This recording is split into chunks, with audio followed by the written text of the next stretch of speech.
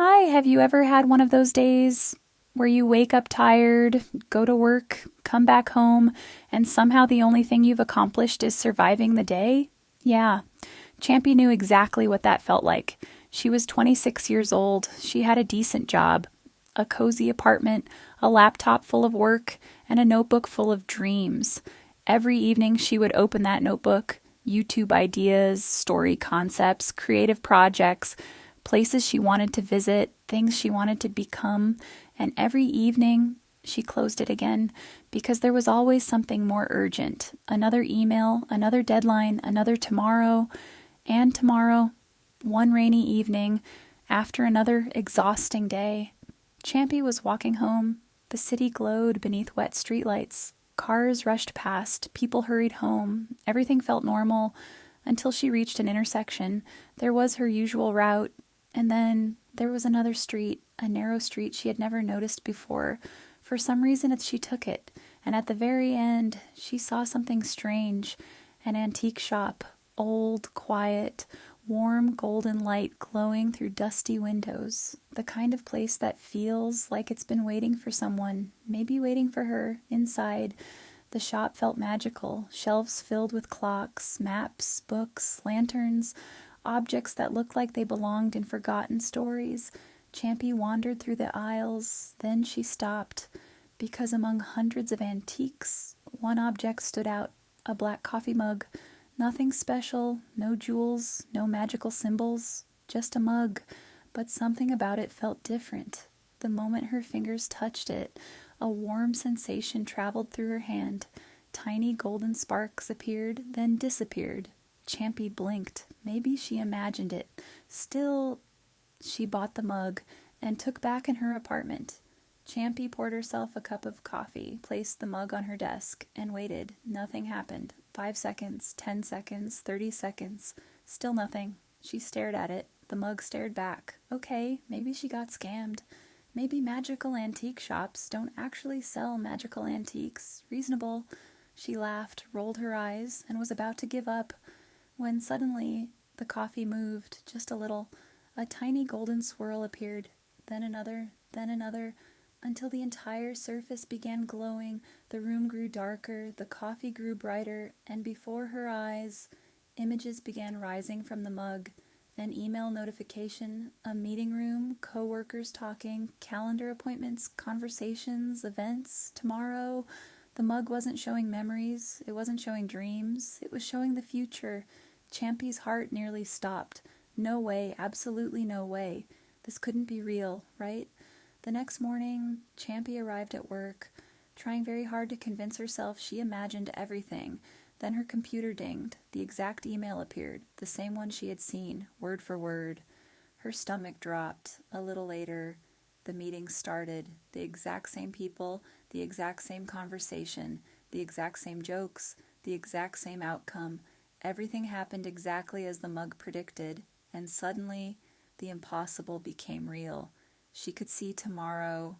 Now, if you discovered a magical mug that showed tomorrow, be honest, what would you do? Because Champie did exactly what most people would do. She used it. Every night, every decision, every opportunity, every challenge.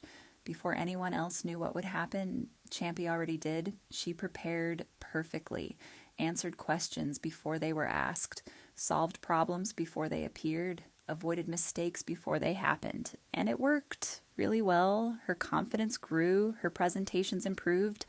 People noticed, managers noticed, success started arriving, one small victory at a time. Weeks passed, then months.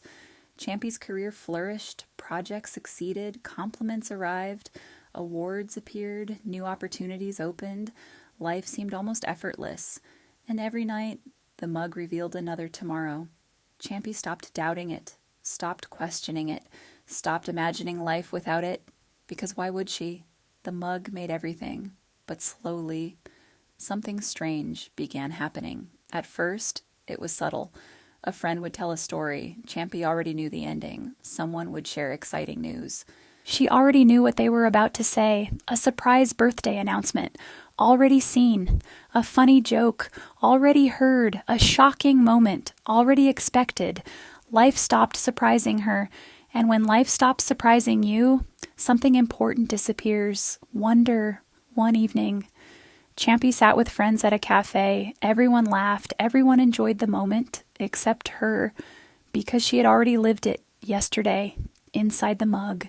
She knew every sentence before it was spoken, every reaction before it happened, and suddenly she realized something terrifying.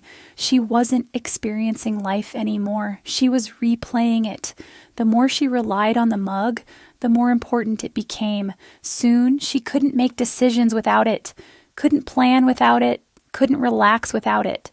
The mug became her compass, her guide, her safety net, maybe even her prison. And one stormy night, the mug showed her something different. Not tomorrow, not next week, years ahead. Future Champie, sitting alone, no friends, no laughter, no meaningful memories, just silence, and one glowing mug, the same mug. The future version of herself looked exhausted, empty, lost.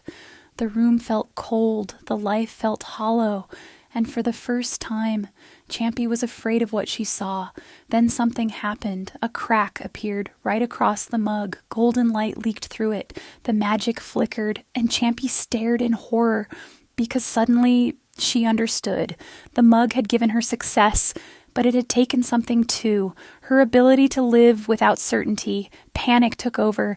Champie tried changing everything, canceled meetings, changed schedules, called old friends, threw away plans, anything to avoid becoming the lonely person she had seen. She ran, she struggled, she fought. But some events still happened, no matter what she changed, no matter how hard she tried. And eventually, she understood. The problem wasn't the future. The problem was her obsession with controlling it. For months, Champie had believed uncertainty was the enemy, but uncertainty wasn't the enemy. It was life itself, because surprise creates joy, risk creates growth, and not knowing is what makes tomorrow exciting. The future wasn't something she needed to solve. It was something she needed to experience.